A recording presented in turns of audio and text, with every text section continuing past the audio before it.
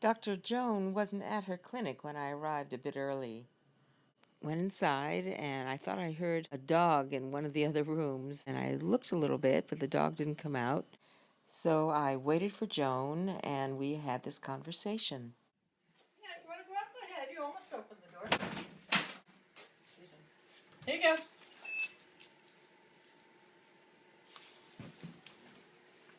You were scared to come out and see Maggie. Did she look scary? Monty was a bait dog for pit bull runs down south. And I saw his picture online, and he had scars all over him. And perhaps what grabbed me were his eyes, because he had given up, and he looked heartbroken. And I said, I have to get that dog right now. Got to get him out of there. Yes, I had to get you. So I did. I called, and they drove him up to me. And it's been a process of healing and feeling secure. I had interviewed one woman who had 9 anxiety dogs. She didn't, and this is where different philosophies come in, she didn't try to ease their anxiety as much as she tried to create a sanctuary for them to be who they were with their anxiety in it. And so she had this whole world set up where they were just happy and relaxed because they didn't have to do things that made them anxious.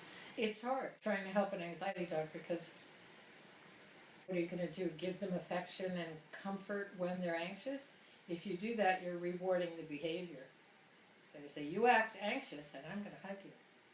It's really not the way to train them out of it, but helping them to feel secure and knowing that you've got their back, and you're not going to let anything happen to them. You're always going to step in front, and eventually they'll respect that. Oh my gosh. Oh, that's because you're so good.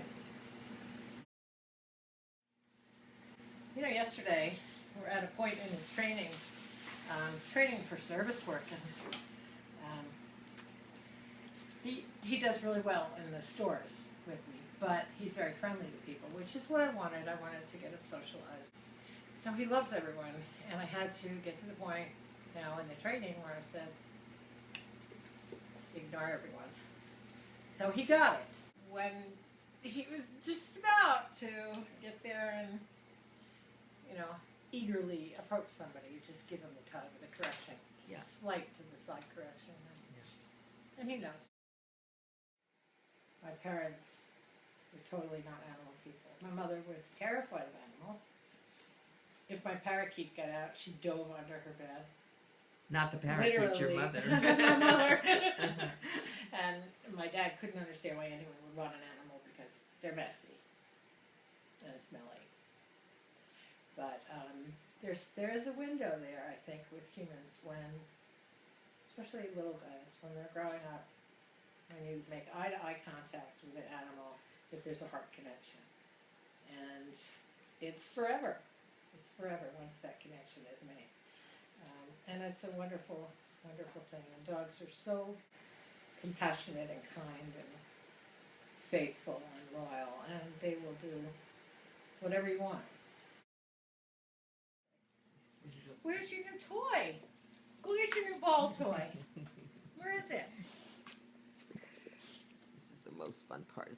Oh, here we go, Monty. Yes. Good boy. In a particular case, animals were ruled to be sentient beings. What a breakthrough. The implications of that are monumental. Now that that's happened, a lot of other things can happen. I guess just knowing that they are sentient beings and we have so much to learn from them, and we should respect that and give it back. And they'll just bring so much joy to you. They're not just little fuzzy things that wag their tail. There's a whole being in there that will respond and deserves to be heard and honored. Animals are just open, and their communication is so fine-tuned, and ours is so crude that we really have to learn from them if we want them to get along, with us. us and live in our world. A cat whose person had died found a home with an elderly woman who was alone, and it was thought that this would be the perfect match. Right. And the cat peed on the new person's bed and was euthanized the next day. So what would you say when you got Monty? Mm-hmm. He had issues right away. Did you question whether you should have gotten him? No. Was that because of the connection of seeing him and looking into his eyes and that sight Yes. wherever you saw him? Absolutely. And that's what carried you through any Absolutely. issue? I'm committed to that. I think it's unrealistic to expect perfection immediately. When do you get that? You know, you have to earn some things. You were patient with Monty, and You have to be look at patient. Monty now. No, he's so beautiful. You can't control everything that happens. Just control how you react. That's all you can do, and make a new environment. With your health? Yes, I know. You looking for a treat? Yeah, I think so. You better get down there. You're not supposed to be up. There are a lot of things that are going on with animals that people may not be reading the cues, like the cat that peed on the bed. You know, there may have been an issue, and you need to rule out things first. Is he neutered? Was there a bladder or a UTI issue? And So- grief, number one, having lost her person, Right. and number two, being in a new environment. Sure, You know, because you get a release of, your cortisol, and that makes you pee. It's like it's like taking prednisone. So give them a break and make sure they're happy and healthy. And when things get in a steady state of contentment, and health, then you'll have a good animal.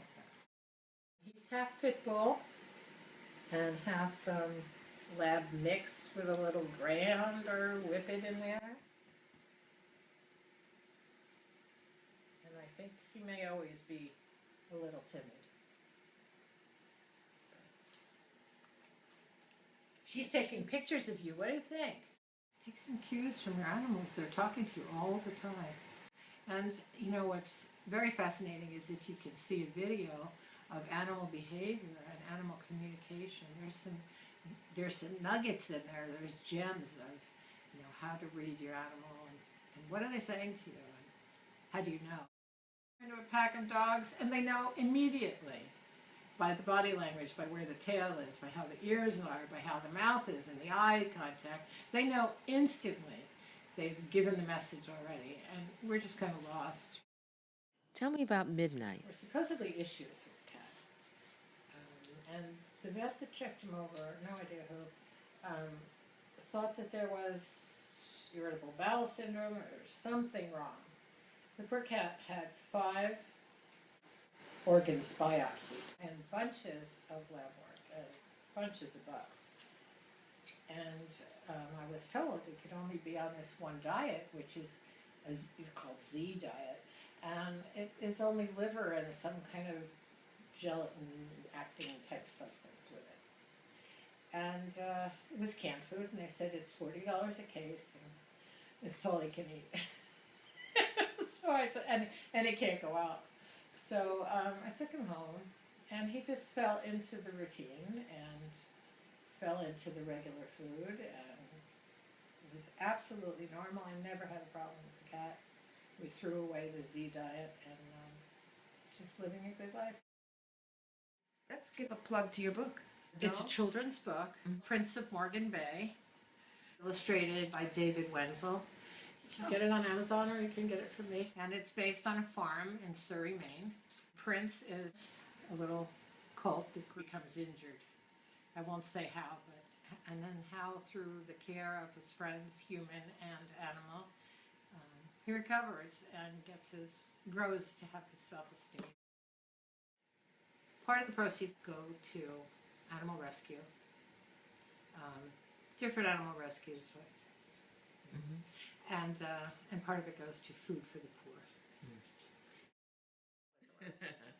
And I'd like to mention just on here, because this one pulls my heart more than almost anything right now. The dogs that are being used for meat or fur. Soy Dog Foundation is wonderful. They rescue dogs that are, abused badly, slaughtered in the most horrific ways. So looking into the Soy Dog Foundation would be a worthwhile endeavor. What's that, Monty? Is that yours? Is that Maggie's? One woman has all these dogs and she doesn't have a TV, she says, because You don't they are need so one. entertaining. Right. That's right. Have you had horses or birds Yeah, or? I've had horses, I've had birds, Uh-huh. I've had most everything. It's all one. It's just all one. it's Yeah, all one. It's all one, right. Joan, thank you. Dr. Joan Kassoff in Penobscot, Maine. Thank you, Maggie. for You're what welcome. doing. Monty, who loves you? I love you. I love you. Yes, I do. You're the best.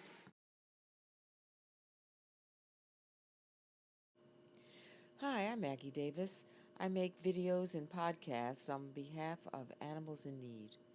Maggie S as in Sam Davis at gmail.com, 207-266-7673. Recordings are made in person and long distance. If you are an animal rescuer, fosterer, or adopter who is home to or has been home to animals formerly in need, be part of it, as private or as public as you want to be. The Open Wide the Door Smartphone Conversation Project. Your story matters.